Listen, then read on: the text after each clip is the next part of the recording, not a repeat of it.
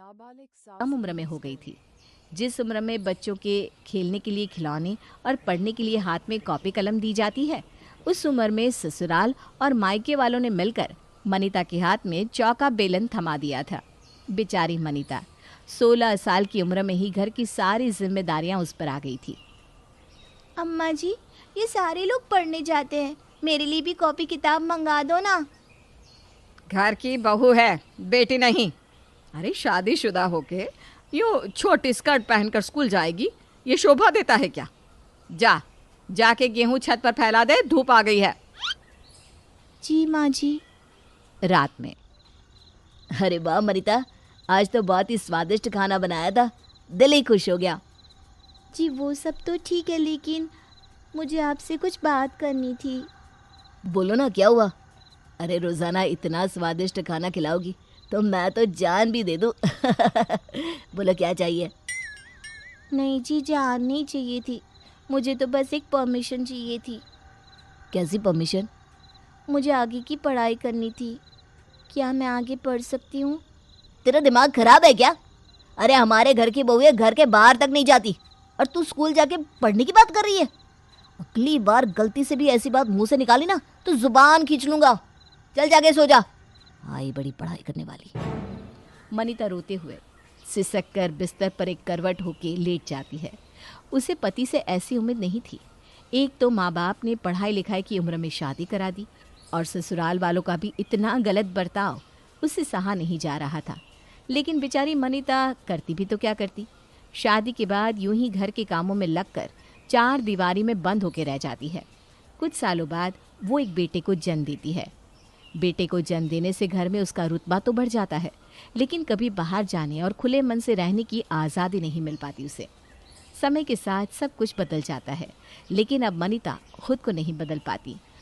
उसकी आदत हो गई थी हमेशा अपने काम से काम रखना और चुपचाप सब कुछ सहना। अब ना वो कहीं आने जाने की बात करती और ना ही किसी से ज़्यादा बात करती। ऐसे ही कुछ साल बीतते हैं और मनीता के बेटे मंजित की शादी हो जाती है चंचल से। चंचल स्वभाव से बड़ी ही चंचल और खुले विचारों वाली लड़की थी। सुबह सुबह, पैर लागो माँ जी, आशीर्वाद दो। सदा सुहागन रहो बहू।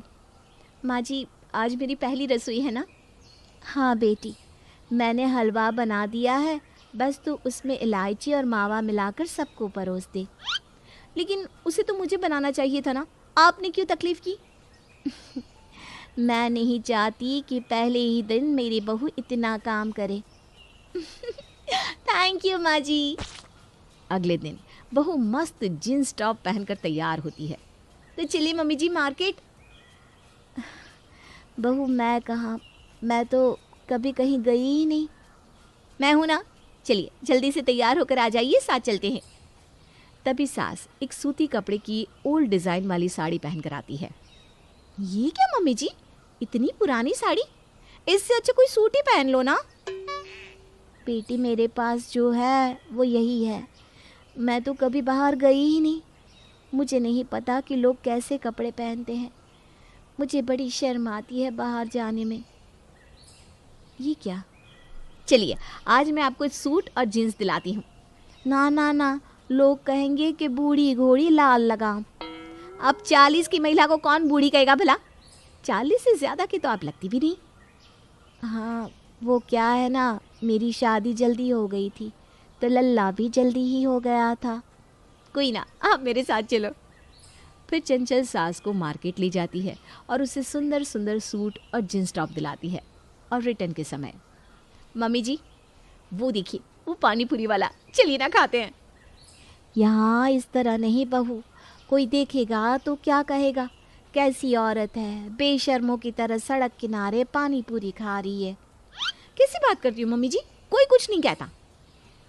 मुझे आज भी याद है, जब लल्ला पेट में था तो मैंने माँ जी से पानी पूरी के लिए कहा था। बड़ी डांट लगाई थी, कहती थी चटोरी जीभ पर लगाम लगा, यूँ सड़क किनारे मुंह खोलकर घर की बहू पानी पूरी खाए शोभा नहीं देता।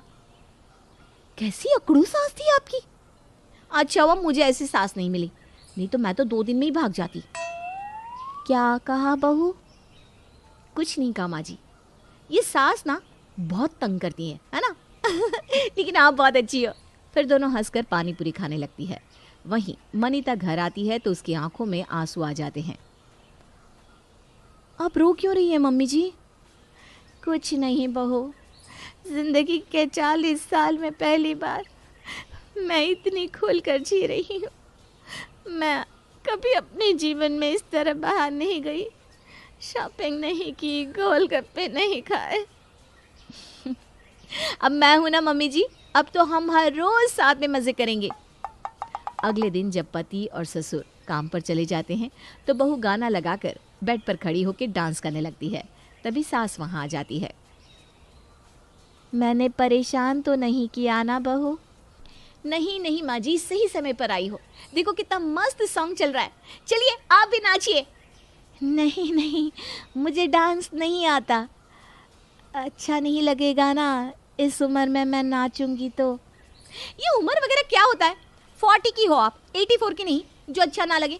चलो आओ ना, साथ में डांस करते हैं। फिर चंचल खुद भी नाचती है और अपनी सास को भी खूब नचाती है। मुझे कितनी अच्छी बहू मिली है। मैंने जीवन में कभी नहीं सोचा था कि मैं कभी खुलकर इस तरह जी भी पाऊंगी। ऐसे ही चंचल हमेशा हर काम के लिए अपनी सास को प्रोत्साहित करती। हालांकि मनीता कोई भी काम करने से पहले काफ़ी डरी होती। किसी भी चीज़ के बारे में वो 10 बार सोचती और फिर कर पाती। लेकिन चंचल, भाई वो तो है ही चंचल, वो कहाँ दुनिया की परवाह करने वाली थी। वो हमेशा अपनी सास को अपनी सहेली जैसा मानती और प्रोत्साहित करती। एक दिन मैं थक गई ये साटिन की साड़ी बांध बांध कर। कब से कोशिश कर रही हूँ, बनती ही नहीं है। मैंने कहा था ना कि जींस पहन लो, नहीं पहनती तो मैं क्या करूँ, आप ही बताओ। जींस पहनूंगी तो कैसी लगूंगी मैं? आइटम बॉम्ब लगोगी। पहन भी लो। बदमाश, शर्म नहीं आती तुझे सास को ऐसा कहती हुए? तो सच्ची तो कह रही हूँ मैं। फिर मनीता जींस पहनकर आती है और दोनों सास बहू बाहर घूमने जाने लगती है। तभी पड़ोसन, अरे ओ कमला, देख तो बुल्ली की बहू को। जब तक बुल्ली जिंदा थी मजाल थी कि घर से कदम बाहर निकाल दे। आज बहू आ गई तो टाइट टाइट जीन्स टॉप पहनकर घूमने जा रहे हैं। हाँ भाई, अब समाज और परिवार का डर कहाँ रहा।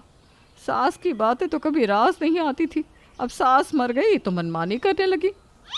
चंचल पड़ोसनों की बातें सुन लेती है। हाँ, जिस औरत की 16 की उम्र में शादी हो जाए, 18 की उम्र में बच्चा हो जाए, वो क्या जाने दुनियादारी। सास ससुराल वालों ने कठपुतली की तरह नचाया और वो नाचती रही। परिवार की सुनी, ससुराल वालों की सुनी। अगर तुम लोगों की तरह सास को वृद्धा आश्रम में छोड़कर पति के साथ ऐश करती रही होती ना, तो मेरी भी सास अच्छी होती। क्यों? देख वनिता की बहू, ज्यादा ना बोल। ज्यादा नहीं, सच कह रही हूं मैं। अपने काम से काम रखो। खुद मिनी पहनकर घूमो तो चलता है, मेरी सास जींस पहने तो तुम्हारा दिल क्यों जलता है?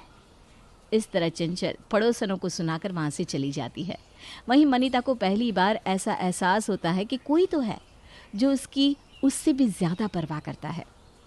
मनीता के पति और बेटे को भी मनीता का ये नया रूप अच्छा लगता है, क्योंकि मनीता सालों से परिवार को एकजुट रहने में इतनी खो गई थी कि उसने तो कभी दुनिया देखी ही नहीं थी। बहू, तेरा बहुत बहुत शुक्रिया। अगर तू ना होती तो शायद कभी आज़ादी, स्वाभिमान जैसे शब्दों का मैं अर्थ ही ना समझ पाती। अब मैं आ गई हूँ ना आपके साथ। मैं नहीं चाहती कि जैसी आपकी सास थी वैसी मेरी भी सास हो। उसके लिए आपको मना कर रखना तो ज़रूरी है ना मम्मी जी। बदमाश। फिर दोनों हंसने लगती है और इस तरह मनीता को बहू के आ जाने के कारण एक नया जीवन मिलता है, जिसमें वो खुलकर जी सकती है। उसके पास अब जीने के लिए वो जीवन था जिसे वो बचपन से जीना चाहती थी।